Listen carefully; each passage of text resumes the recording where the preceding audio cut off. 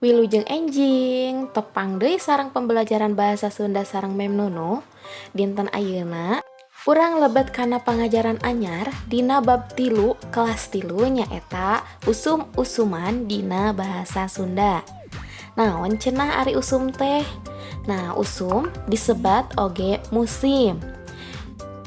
Di Indonesia geningan aya 2 musim, nyaeta musim hujan sareng musim kemarau. Nah, dina bahasa Sunda aya istilahna anu kahiji nyaeta usum ngijih. Usum ngijih teh artina usum hujan. Aya oge orang Sunda anu masih nyebut usum hujan. Anu salajengna nyaeta usum katiga atanapi hartina musim kemarau.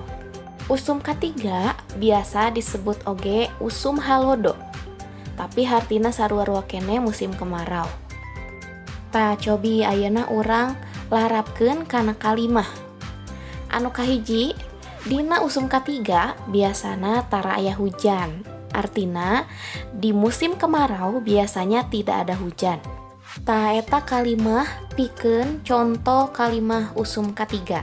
Salajengna kana usum ngijih. Kalimahna mineng caah mun usum ngijih teh anu hartina sering banjir kalau sedang musim hujan. Nah, eta tadi contoh kalimah tina usum ngijih sareng usum katiga. Salajengna seueur keneh usum-usuman anu ku hideep bakal dipikaterang dina pangajaran ieu. Hatur nuhun parantos nyakseni. Sampurasun.